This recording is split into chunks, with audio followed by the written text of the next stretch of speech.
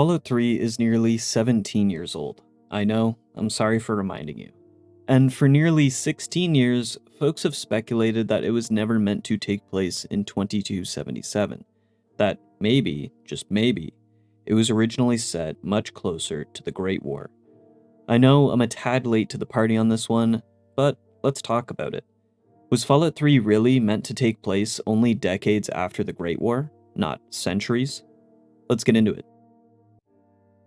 So, some important context. Fallout 3 was released in 2008, nearly a decade after the release of Fallout 2. With it, it brought plenty of change to the franchise, a new developer, a new video game genre, and a new story.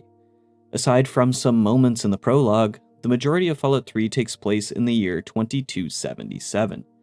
That puts it 200 years after the Great War, the apocalyptic nuclear exchange between the US and China that effectively ended civilization.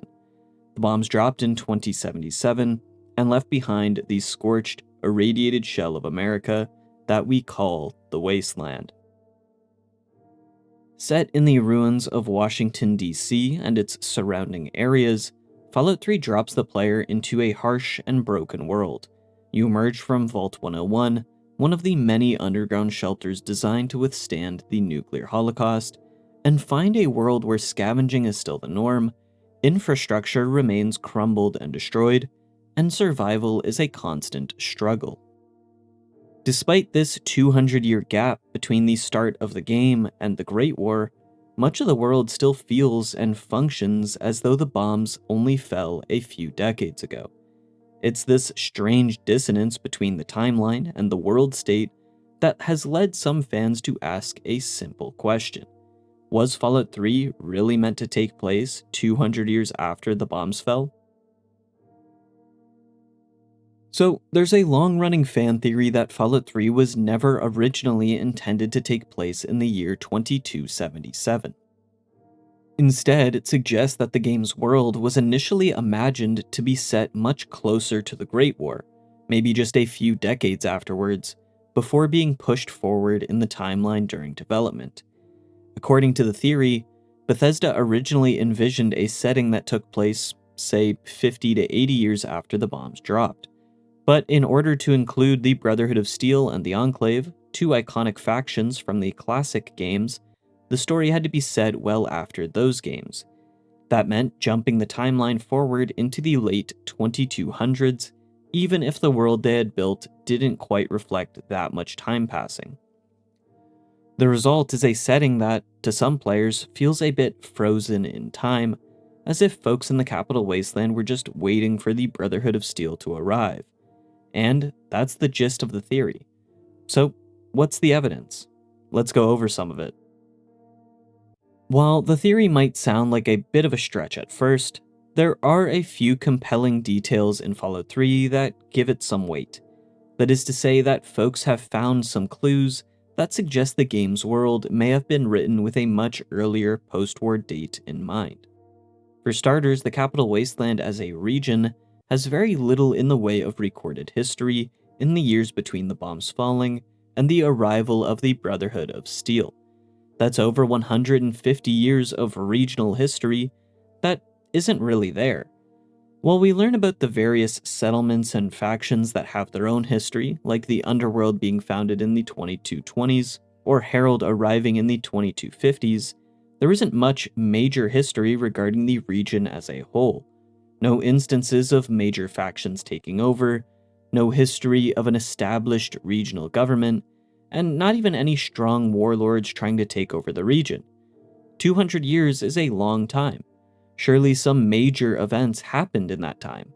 But with the way that the game's story is told, it's almost as if nothing significant happened to the capital Wasteland until the Brotherhood showed up. This would make more sense if the region had only recently recovered from the aftermath of the Great War. Then there's Little Lamplight, a settlement made up entirely of children. They live in a dank cave.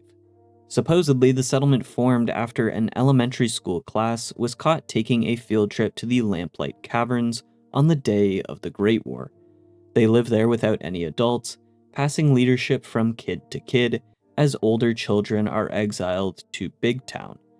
The community has supposedly functioned like this for generations, yet there's no clear explanation for how this system survived for nearly 200 years without collapsing. Going beyond the usual arguments, it seems a bit preposterous that children would be able to lead, govern, and care for themselves for 2 centuries. You need a lot of things to make a successful community: food, water, security, medicine, doctors, educators, etc. How can we expect to believe that generations of children managed to provide all those things for such a long time? Surely some annoying kid like Sticky would just ruin it for everyone, dooming the settlement. Now, if the game were to take place closer to the date of the Great War, it could be more believable that a group of children kept the settlement going for 3 or 4 generations.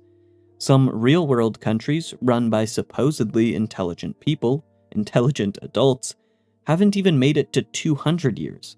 That's something to think about. Another oddity, while not terribly well known, comes from a lone line of dialogue from Dr. Horace Pinkerton in Rivet City. When questioning Pinkerton about the founding of Rivet City, he says, "For that you have to go all the way back to when remnants of the Naval Research Institute cleared the Mirelurks off this wreck about 40 years ago. We were looking for a new lab space, and this bucket of bolts just happened to have a well-preserved science bay on it. Everything else just grew up around that lab once we got it up and running." The science team was led by one H. Pinkerton. In particular, the line stating remnants of the Naval Research Institute implies that Pinkerton means that the NRI was a pre-war organization. This means that the group would have existed for nearly 150 years before the group founded the settlement of Rivet City. If this was just a few decades after the bomb, it might make more sense. But if we are truly 200 years into the future, how could the Naval Research Institute survive for so long before establishing a new base of operations? It's not like Fallout 4's Institute where they've been sheltered underground the entire time. It's just a tad odd. The other major bit of evidence is the lack of regional unity or any documented prior effort to organize the capital Wasteland. No one seems to have tried to establish clean water, protected trade routes, or organize large-scale governments between the various settlements before the events of Fallout 3. It feels like the first big push towards rebuilding the capital Wasteland happens during the game, which also seems a few decades too late. Like, why not try rebuilding earlier, you know? And finally, a fun one, there are accents. Characters like Tenpenny and Moriarty speak with British and Irish accents respectively. While accents can certainly persist, it's a bit odd that in an isolated wasteland with minimal travel and little global communication, we still hear such distinct pre-war accents.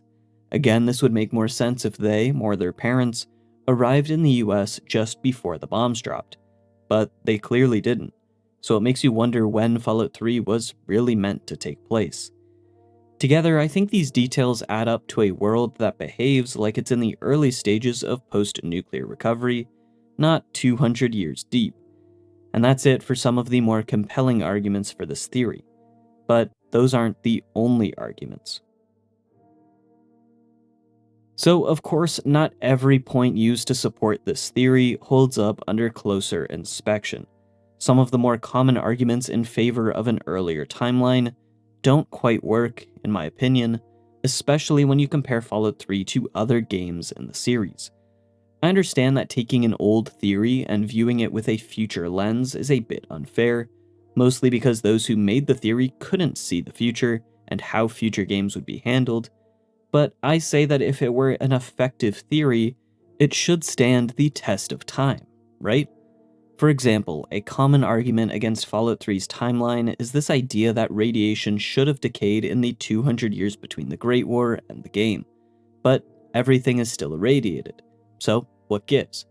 While it's true that the capital Wasteland has pockets of radiation everywhere, that's not unique to Fallout 3. Going back in time, the classic games had irradiated places, the Glow for example, and future games like New Vegas were also filled with plenty of irradiated zones. In Fallout 4, we have the glowing sea and the mass fusion nuclear waste dump sites. So it's clear that radiation in the Fallout series doesn't dissipate or decay at a rate that is comparable to real life. Radiation sticking around has just always been a constant in the series, not necessarily a clue for deciphering Fallout 3's true timeline. Then there's the presence of pre-war food. Critics of the 2277 setting argue that this kind of food couldn't realistically survive 200 years. But again, every Fallout game, even the originals, lets you chow down on old dinners and snacks. While Fallout 3 has a wide roster of pre-war packaged food, Fallout 1 and 2 did have TV dinners and boxes of noodles. Pre-war food. I think their existence really just serves more as a world-building tool, showing just how strongly preservatives pre-war America used in their food were. So just because they're still edible in Fallout 3 doesn't really prove that the game should have taken place sooner. The same goes for infrastructure. Yes, the capital Wasteland is filled with relatively intact metro stations, offices, and other sorts of buildings. But this isn't just a Fallout 3 issue. Fallout New Vegas has old towns and cities that are still standing. Fallout 4 has well-maintained neighborhoods, and most of downtown Boston still stands. The franchise has always leaned into a more stylized kind of decay. The games never really focus on realism when it comes to structural decay. After all, who would want to play in a wasteland that is entirely made up of concrete piles of rubble? And finally, one of the biggest weaknesses of the theory is the lack of consensus. Even among those who believe Fallout 3 was supposed to take place earlier, there's no clear agreement on when. Some suggest 20 years after the bombs, others say 20 years before Fallout 1, which would be about 60-ish years after the bombs. But few can point to a specific year or a coherent alternative timeline. Without that, I don't think the theory holds much value. Hey Nort, Fallout 3 takes place sooner than 2277 because of X, Y, and Z. Okay, so when does it take place? I don't know. Okay, great theory. Give me a specific time and have supporting arguments for it, In the end, while all the points we covered today might add to the theory, they don't necessarily prove that the timeline is off. These are really just elements that are part of Fallout's broader design decisions, and these decisions have stayed consistent throughout the franchise. When we take a look at everything, I think this theory is less about hard evidence and more about how Fallout 3 feels, the vibes if you will. At the time of the game's release, Fallout 3 marked a major turning point for the franchise. There was a lot of turbulence around its development. Bethesda was stepping into a beloved series with deep roots in CRPG design and branching narratives. Tons of things changed. Mechanics, tone, presentation, even the way the world was built.